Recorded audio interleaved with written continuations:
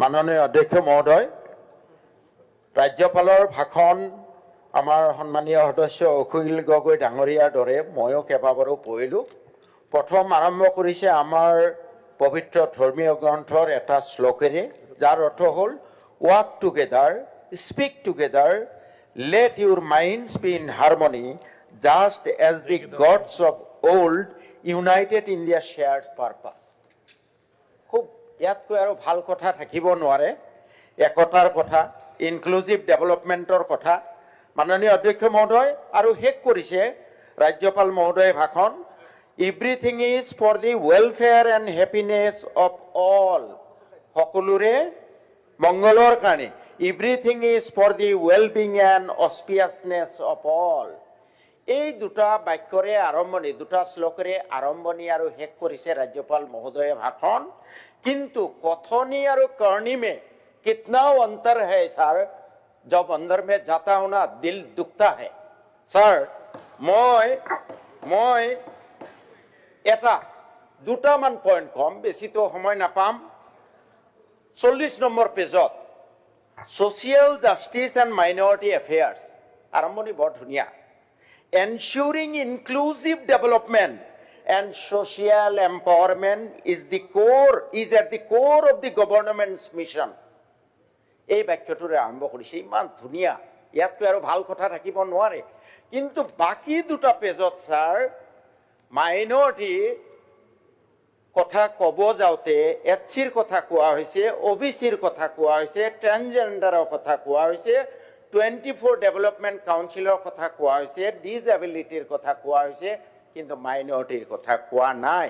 আমি জানো ভাৰত চৰকাৰে মাইনৰিটি মানে 6টা জনগোষ্ঠীক নটিফাই কৰিছে, মুছলিম, শিখ, খ্ৰীষ্টিয়ানছ, বুদ্ধিষ্ট, জৈন, জুৰষ্ট্ৰিয়ান।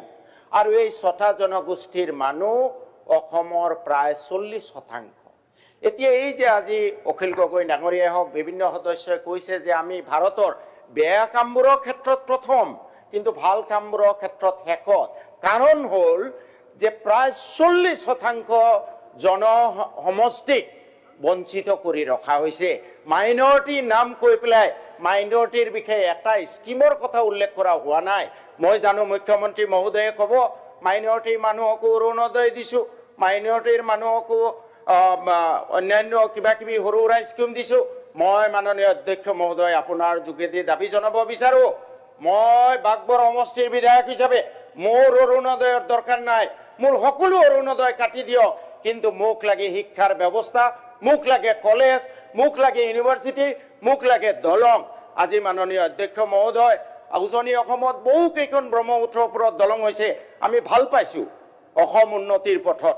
কিন্তু মাননীয় অধ্যক্ষ মহোদয়, গুৱাহাটীৰ পৰা গোৱালপাৰালৈ 200 কিলোমিটাৰ ৰাস্তা, এই সদনত যোৱা 4টা বছৰ বিভিন্ন আবেদন নিবেদন কৰাৰ পিছতো এখন দলং তাক চেংচন নহ'ল। মোৰ জলজলিত 2খনমান দলঙৰ অতি প্ৰয়োজন, ভিতৰত চব পকী ৰাস্তা হ'ল, বেছি টকাও নালাগে, 40-50 কোটি টকা লাগিব। কিন্তু সেই দলং দুখন বহুবাৰ অনুনয় বিনয় কৰা সত্ত্বেও এখনো দলং দিয়া নহ'ল। মাননীয় অধ্যক্ষ মহোদয়, ইয়াত বিভিন্ন উন্নয়নৰ কথা কোৱা হৈছে।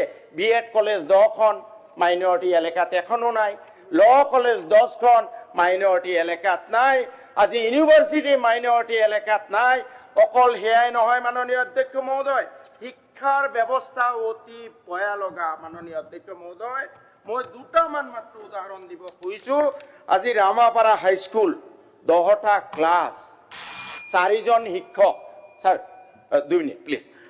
কদমতলা হাইস্কুল 1015 এনৰলমেণ্ট, 10টা পোষ্ট খালী। মানিকপুৰ জনকল্যাণ হাইস্কুল 1ৰ পৰা ক্লাছ 10, 10টা ক্লাছ, 4জন শিক্ষক। ফুলৰছৰ MB স্কুল 8টা ক্লাছ, মাত্ৰ 3জন শিক্ষক। পশ্চিম দেউলদি ME স্কুল 8টা ক্লাছ, মাত্ৰ 3জন শিক্ষক। This is how the education department is functioning. মাননীয় অধ্যক্ষ মহোদয়, যেতিয়ালৈ কথনি আৰু কৰ্ণীৰ মাজত অন্তৰটো নাযাব, তেতিয়ালৈ আমাৰ অসম 1 নম্বৰত কেতিয়াও নাযাব। মাননীয় অধ্যক্ষ মহোদয়, আজি মই দুটামান উদাহৰণ দিব খুজিছোঁ।